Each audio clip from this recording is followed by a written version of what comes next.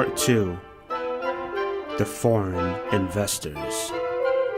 Thank you for tuning into Part 2 of Collier County's exposure. To start off, I want to make it clear, this is not to bad talk a great county that has proved to display cleanliness and safety. This is more than clear, and we as taxpayers do appreciate every honest, hard-working county employee that stands on the front line. Yes, that goes for the fair judges, honest county workers, and our brave sheriffs, firemen, etc. Like I said before, we do have a problem, but we're not going to paint the whole county with one brush. That would just be unfair. This involves one district and one district only. And as an American, I can proudly say, great job, and thank you for the services rendered. In the first segment, just to touch up, we spoke about naughty, obvious behavior coming from a landlord and some of Collier County's officials. I never mentioned who this happened to. Stay with me, because this is about to strike some nerves, or chords. Listeners' discretion is advised, because for some, the truth might sting. In the US of A, there is apparently a huge epidemic. What is that epidemic, you say? Well, maybe it could be that kids are walking into schools and shooting up the place, which in my opinion, growing up from where I came from, there are school shootings all the time. Or maybe just maybe it is the fact that parents are either inexperienced to raise a child or are just plain irresponsible. I am sorry to be the one to say it, however, I know as a man I used to get the belt for my wrongs, and we are not talking mistakes, we are talking deliberate wrongs, where my mother had to put me in my place. And yes, an ass whooping goes a very long way, but let's save this topic for a later vlog and stay focused. Now, getting back to this huge epidemic, we should consider the supposed immigration crisis. There are apparently so many illegal immigrants that the US of A can't even take it anymore. Their heads are about to explode. They're just taking our jobs and committing crimes, blah, blah, blah. Although there's not many people who want to work without getting paid $20 an hour for just flipping a burger. No, I do not agree with the whole doing anything illegal to bring it back on the committing crimes, but as far as jobs being taken, come on, man. Oh boy. There's a reason why people crack jokes about South Americans and other illegal foreigners like do my lawn or some other demeaning things like that. It's because Americans just don't want to do it, and we got to be honest with ourselves. And that's not to paint everyone with one brush. I'm just talking about the majority and my personal experience. I am not speaking for everyone in the United States, just to make that clear. But when these illegals are talked about, we then see our spearheaders on the world stage make threats to build a wall and so on. I have to admit that there are crimes committed by, and let's be clear, everyone, including American citizens, native citizens, foreign citizens, illegal immigrants, and legal immigrants. Whether you're a black, white, tan, pink, yellow, whatever, crimes are committed, period. But what country wants illegal immigrants in their territory anyway? To evade taxes and commit crimes and all. What country? Not one. You would treat any person entering your territory without permission like a criminal. And yes, this is your home. This is your territory. Now, if you owned one of these countries, whether they are big or small, you would hold some value to your guest. At least I would hope so. You would greet your guests, make sure they are safe, and show them your culture's hospitality. The point that I'm trying to make here is that the victims as told in CC Vlog 001 are legal immigrants, in fact, foreign investors, who provided jobs to well over 200 American citizens and counting. Trump wants to bring back jobs and also invite investors in to create jobs. And not just investors, he wants business owners. Mr. Trump, our standing president, wants to bring legal, responsible foreigners and needs you, government officials, to comply and help secure that goal. This is a very serious situation and extremely delicate.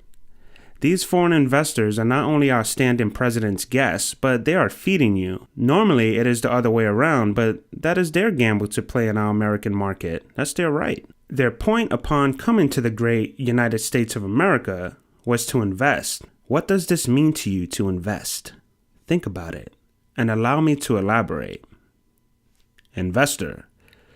A person or organization that puts money into financial schemes, property, etc., with the expectation of achieving a profit. Now look at the keyword, or listen, expectation.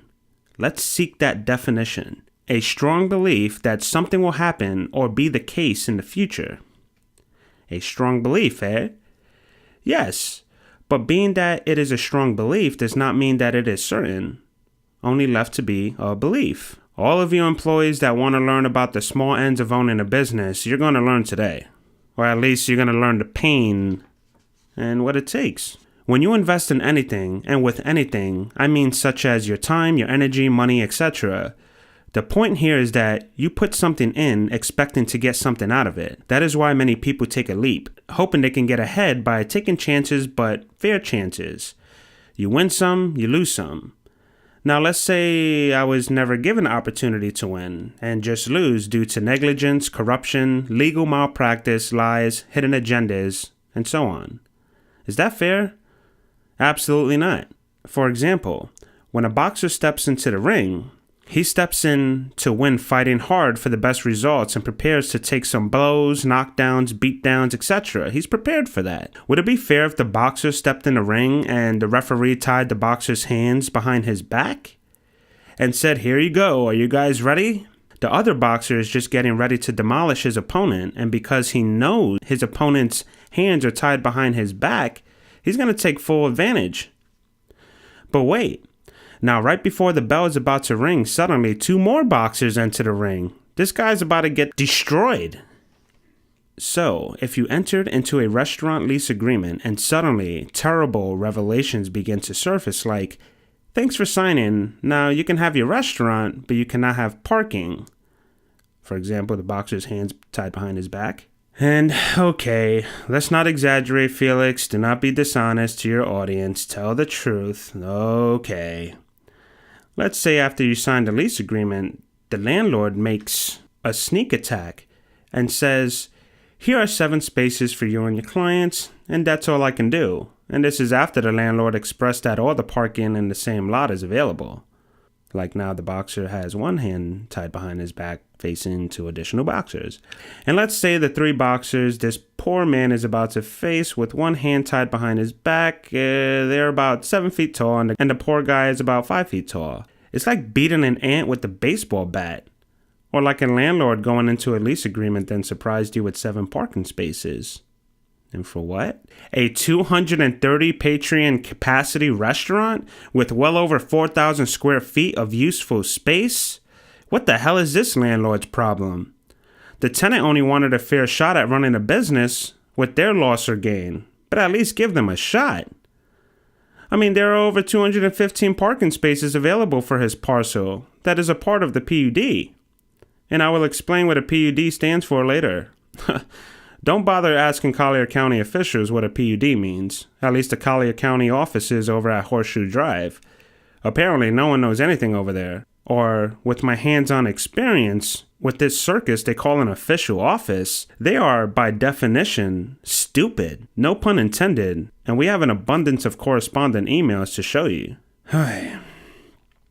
Man, this landlord, as said in part 1, literally blocked all of this parking that he has available for common use. Remember, common use. That means anyone should be able to park anywhere, with businesses having a fair shot of bringing their clients in. First come, first serve. I'm sorry, but you cannot reserve 10 different restaurant spaces or 10 different restaurants parking spaces. It's just the most ridiculous thing I've ever seen in my life. In one instance, he hands over 11 parking spaces for a nail salon. A nail salon? 11 reserved parking spaces? A nail salon could only hold how many people? What they got? 10 chairs, 9 chairs, and a couple of seats available? How many people can you fit in this nail salon at one time? Now, we're talking about a 250 cap or 230, whatever, over 200 capacity people, and you offer them 7 reserved spots. And then behind the building, there's about maybe 2 spots for employees, 4,000 square feet, 2 bars, a kitchen. So let's say 4 employees in the kitchen, 2 bartenders in the front, 1 bartender in the back, 2 servers, 2 managers, the owners, and you offer them 2 employee parking spots and then 7 additional reserved spots for the customers? Are we in a fucking Twilight Zone here? Oh, man. Okay, now let's talk about these foreign investors we were talking about earlier. Allow me to break down some points here. 1, the investors are a happy married couple with children coming from another country. God, that never, I guess that never came to someone's mind. Imagine you're in another country. Come on, man. You're in another country with your own money, with your own family, with your wife, and you're going to do everything you can to protect them. And then you get screwed over like this. You can't even get answers from the damn government because they treat you like, oh, these guys don't even speak English. Or let's say we're in Europe somewhere, in France, Paris, whatever, and we don't speak the language. It's like, damn, what's going on here? Can we get some help? Nope, we don't care. You're just stupid. Pretty much that's how they treated us. Or my foreign homies, however you want to say it. So the investors are a happy married couple with children in another country. Number 2, the married couple had made an initial investment of well over $300,000 to the United States. Remember the keyword investment. Do not get that confused with donation. Number 3, as legal immigrants and foreign investors, they have been treated worse than illegal immigrants. At least illegal immigrants get rights. Green cards after due process. I could be wrong on that, don't quote me. But they for sure get assistance. Absolutely. Now, these investors dump money into the economy with no return due to the fact they got screwed royally. And I am sure that their money somehow finds its way back to the illegals. I don't care if it's $10. So in essence, illegals get aid, and these illegal immigrants can't even get a straight, simple answer from the Collier County zoning and code enforcement. Remember, located on Horseshoe Drive. How fucking pathetic. And how dare you treat our guests and foreign investors this way? Number 4, the total amount of these investors have dumped into our economy. Remember, they're foreigners. They bring their money from another economy, their country, and they bring it into our country. It's like, oh, it comes out to a mere $1.2 million. I can bet your ass that wasn't the number you were expecting. Do you have $1.2 million? Let me give you an example of how frustrating this is to many people here. They just don't speak out because they're afraid. Whatever. You take a trip to Paris, France. You bring about $3,000 with you because you're on vacation. And let's say in total you have $3,000 in total, the plane ticket, whatever. Let's say you have $1,500 to play with for a week. You purchase a hotel, right? It costs money. Let's say about $600-$700. And when you get there, they say, I'm sorry, we're booked. But I'm sorry, sir, we paid for it. No, we're booked. Sorry, I don't know what to tell you. Well, can we get a refund? Well, I can't find your paperwork. Well, what do you mean? I have the credit card receipt right here. Yeah, but it's not in our system. You just got screwed over for $600. I guarantee you, your blood would boil. You would want to talk to the president after $600. You'll threaten them. I'm going to sue you. I'm going to talk to, I'm going to sue you. I'm going to get the blah, blah, blah, $600. Bro, we're talking about $1.2 million gone. Come on, man. Let's wake up. Just because it's not your money. These investors do not own a charitable foundation. They are for profit. And after all the money spent, they have received not $1 in return. Not a freaking penny. And as an American citizen, that is not okay with me. Because if my mother went to another country to invest her money, and something like this happened to her, with no one helping her, or help her interpret documents, etc., I would be irate. Not only that, if I stood as a chairman of our country, like the president, etc., a war would be started if my mother was mistreated like this.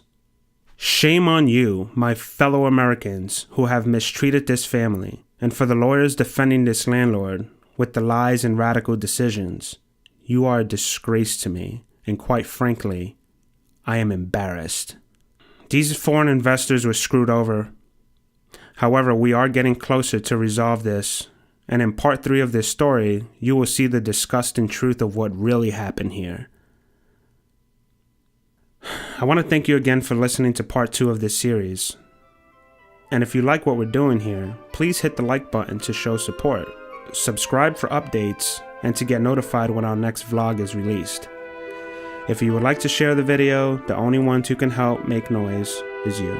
If you are interested in this series and would like to know the detailed story to go a little deeper, there is a series of books in production.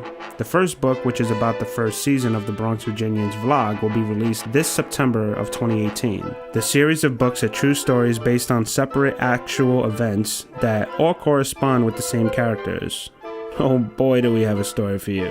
The content of the series includes education, informative facts, violence, sexual content, love and hate, and more. Reader's discretion is advised. Thank you.